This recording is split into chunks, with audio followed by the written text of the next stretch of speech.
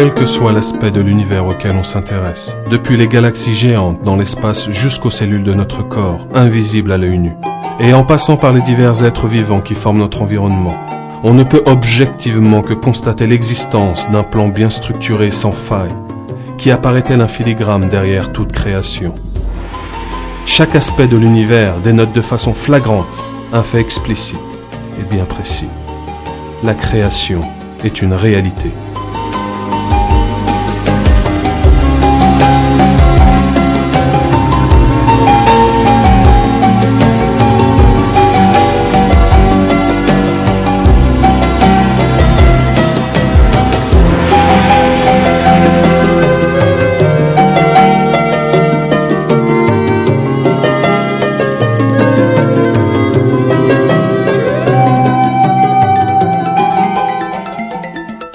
Le monde dans lequel nous vivons foisonne d'une vie fonctionnant selon des principes immuables et étonnamment sans faille. Nombreux sont les êtres vivants réellement stupéfiants, depuis les oiseaux jusqu'aux plantes, et des poissons aux insectes dotés ni d'intelligence ni d'esprit, et parfois même tout bonnement dépourvus de cerveau, qui suscitent notre admiration, vu les actes évolués qu'ils accomplissent.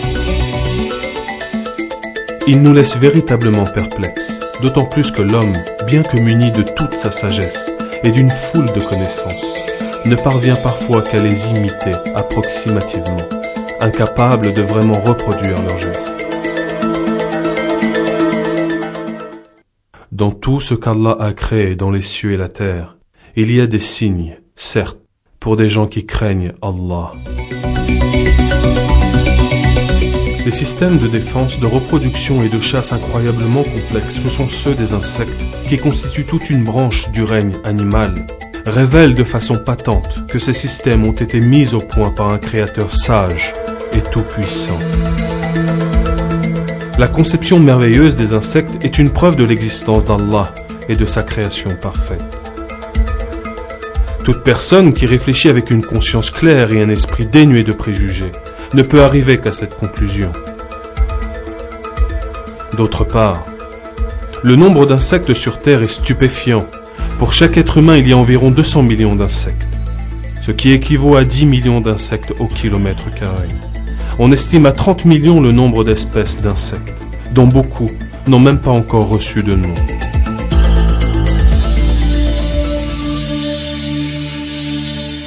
Le coléoptère bombardier est un insecte ayant suscité de très nombreuses recherches. La caractéristique ayant fait la renommée de cet insecte est son système de défense, constitué d'une arme chimique hautement complexe, logée dans son petit corps long de seulement 2 cm.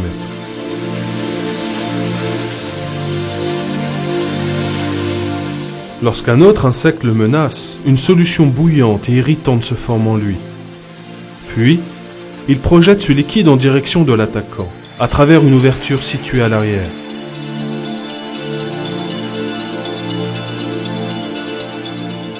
Dissuadant ses ennemis par ce mécanisme de défense, le coléoptère bombardier n'est pas du tout conscient du miracle ainsi accompli. Le liquide sécrété est le fruit de réactions en chaîne très complexes se produisant dans le corps de l'insecte. Des structures spécialisées appelées lobes sécréteurs réalisent un mélange très concentré de 2 produits chimiques, le peroxyde d'hydrogène et l'hydroquinone, qui est ensuite stocké dans une enceinte de confinement appelée vésicule collectrice. Cette vésicule est reliée à un second compartiment appelé chambre d'explosion. Lorsque le coléoptère se sent menacé, il contracte des muscles situés autour de la vésicule, comprimant celle-ci. Simultanément, le conduit menant à la chambre d'explosion s'ouvre et le mélange concocté s'y trouve projeté. Immédiatement après, le conduit se referme.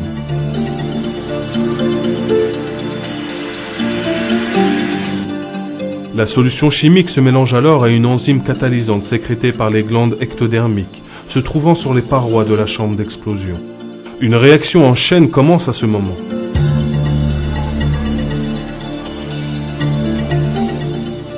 Une forte quantité de chaleur se dégage et la température du mélange atteint le point d'ébullition. Les muscles entourant le canal d'éjection se contractent de manière à diriger le jet vers la menace. Le coléoptère ébouillante ainsi son ennemi avec cette projection effectuée sous pression. Cette arme très dissuasive n'occasionne aucun préjudice au coléoptère, car ses parois internes sont conçues pour résister aux fortes montées en température dans la chambre d'explosion.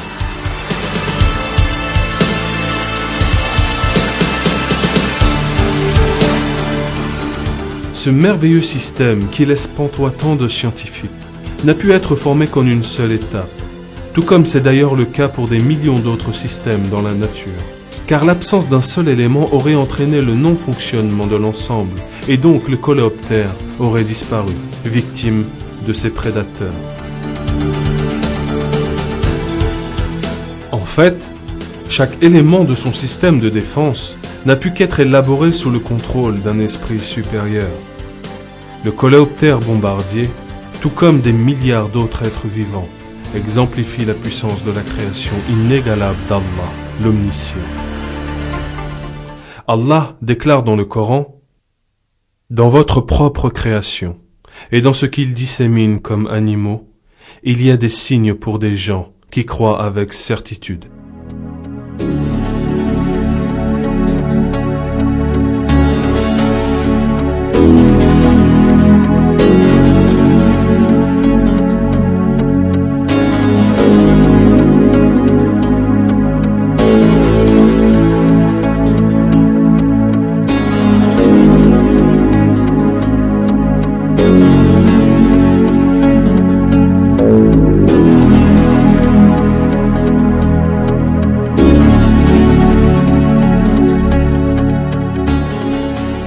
Le coléoptère tortue est l'une de ces merveilles.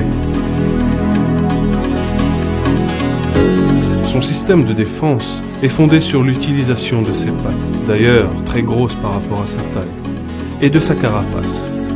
Lorsqu'il se sent menacé, il rétracte ses pattes et ses antennes, et se colle au sol à la manière d'une ventouse.